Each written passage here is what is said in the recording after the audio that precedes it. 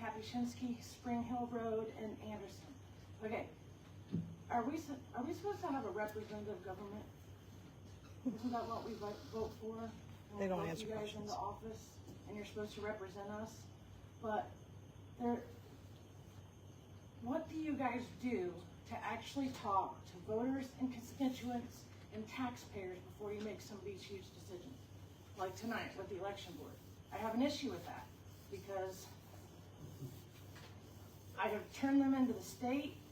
I finally got Diego Morales and the board in September to admit that no one has jurisdiction over the election board. And I hear we're about to throw $1 million at them next year. And they just went through this big remodel in their office. And we're not getting to speak before all this money's getting handed out. And I've never spoke to one of my councilman, Likens. I've never had an intimate conversation with her before she makes a decision. So I just don't get how, if we're supposed to have a representative government, why we don't get more time to speak to the elected officials. And I just have a lot of issues. Like, she's already walked out. The only elected official that's been nice to me in the last 5 years has been Angela Sims. When the false protective order went through her table, when I asked someone to honor her oath, and then she hit me with a false protective order, Angela Sims was the only one that has backed me up in the last 5 years. So I'm very happy with whatever program she has.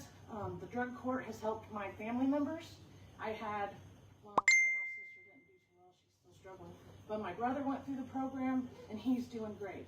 So a lot of the stuff that she just presented, I do agree with that. I would like to see the opioid funds go to a morgue. I can't help but keep going back to that, why we don't have a morgue. I've lost 3 little cousins since 2020, okay? 2 to suicide, 1 to a drug overdose.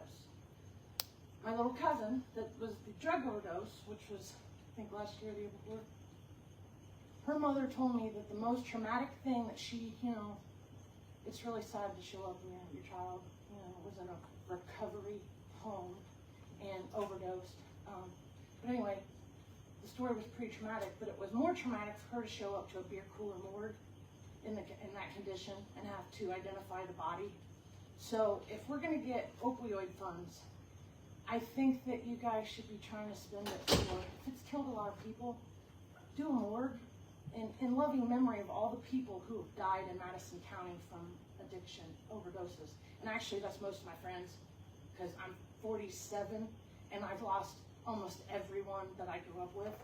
So I'd like to see something more than just the treatment centers and just over expenditures, no transparency, no accountability. So I'll yield my time with, please do something about it.